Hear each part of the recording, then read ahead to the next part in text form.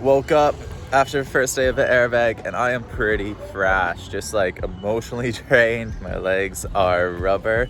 I'd probably be good enough to go ride again if it wasn't an extra 200 bucks per day. Getting ready for day two, I'm feeling super good today. Much more confident. The weather's nice and cool, but still bright. So we're gonna go focus on just having some fun on the bags, work on the form subconsciously, but hopefully get some new tricks, some new grabs, and just have fun out there.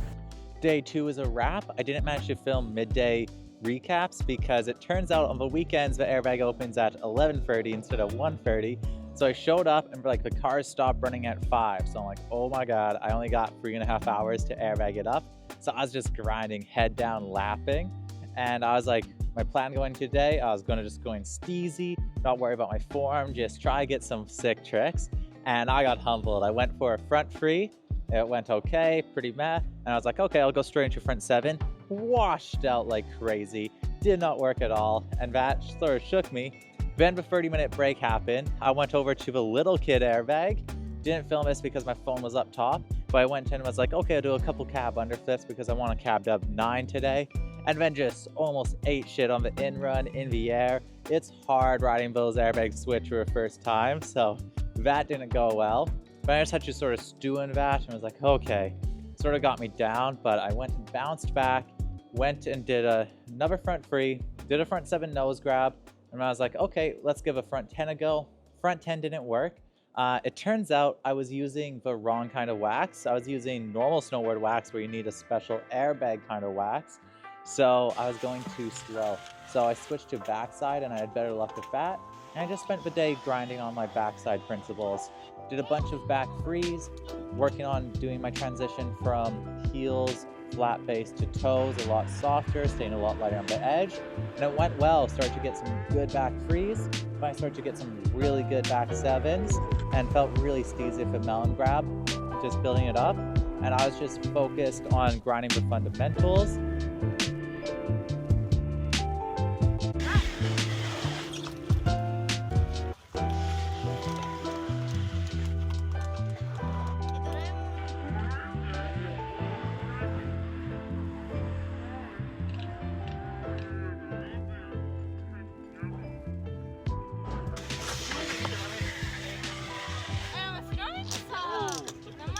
And it really worked because then I went to my flat back 10s, but it's a trick I struggle with. And they were going really well. I was feeling really good on the flat back 10s, throwing them nice, and then coming in and landing pretty decent, a little heel heavy still. I got to work on that. And I decided to go for the flat back 12. And in the air felt really good, saw the landing, went to stomp it. And then as I stomped it, I slammed my shoulder into the airbag and it clicked really bad. So that was an instance where like a trick that I normally would have landed, I got more hurt on the airbag than I would have at snow because my legs flipped out, arm dug in, and then it just snapped back into place. So what I learned from that is make sure to be prepared for your legs slipping out when you're landing switch, because thinking about it, that was my first time landing like switch from a backside spin because I didn't do any back 5s, any back 9s. So I got to do that before I do some more back 12s because that wrecked me. Then I went back from there because I was getting pretty tired, did some back 7s, tried with the indie grab, and learned I do not know how to back 7 indie grab. That sucks for me. It just goes and I really rely on leading with my back arm for a back 7. And I just couldn't do that with the indie. So if I want to get that trick, I'm going to go and put in some work and build on that even more. But I just did a few more back frees. What I learned from today is first, the backside techniques I've been thinking about and trying to implement worked. Going and doing my setup carve earlier and having a longer flat base transition really helped me go and stay light on my edge, open my hips, and get more rotation out of them, allowing me to generate a lot more power with a lot less drift. The other really important thing I learned is my frontside takeoffs and cab takeoffs are not good enough to be able to go and do the tricks I want to do on the bag. So what am I going to do about this? What I'm going to do about this is I'm going to go and instead of going straight to the big bag the next time I ride and trying to do some back 14s, back 16s maybe, Instead, I'm going to go and build up my frontside spins and my cab spins, so that way, when I go to a big bag, I'll be prepared and ready to do all my big tricks at once. Because right now, if I showed up to a big bag, I don't think my frontside and cab's ready.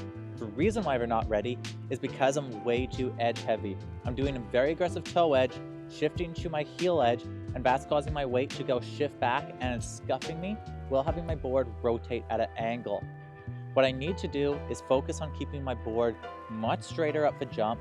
That's going to allow me to go and shift to my heels while maintaining a straight line and loading up, staying more stacked over the center of my board. Because on these airbags, you really can't be leaning back because it's just not going to go and give you that power. Plan for the next day riding is to go fix this front side of takeoff and try to get my cab takeoffs better. I'm going to do this by focusing on staying more stacked over my board and relying much less on edge pressure, just like I did for the backside spins. So this was a very good day. I went and got a good back 12, even if I got hurt from it. I went and learned a weakness on my backside spins, and I learned a way to improve my frontside spins. So I'm going to go think about this, try dial it in, and then next day I'm going to go do what I did for my backside spins, for my frontside spins, and then take it all together in a few days and hopefully have an awesome day on the biggest airbag. So thanks for joining me again today. I'm going to keep on continuing these vlogs, keep tracking with my progression. If you want, you can like, comment on the video. It helps boost engagement and that boosts my endorphins. And yeah, thanks for watching. We'll be back soon. Cheers. I was just getting ready to head down to the communal bath and bathe with some old Japanese men, and I figured I'd give you a little room update. It is filled with snacks and messy. I got a bunch of half-eaten carrots, a bunch of empty drinks, food all along the floor. My best purchase so far, this bag of seaweed, it's very muckable. That was only $4. So there's some perks with a room like this. The downside is it is messy and I'm scared we're going to come check in the room and we're going to get in trouble. The plus side is I can pick up a snack any direction. If I look left, I got a snack. If I look right, I got a snack. If I look up, still no snacks. So there's room for improvement, but the room's doing solid. Maybe I'll clean her up if I take tomorrow off. What do you like about riding the airbag? I think it's pretty good. It's like because like when you're landing, it's like you will land like very soft. Because if you fall, you don't have to worry. Yeah. What's your favorite trick? My favorite trick is front threes.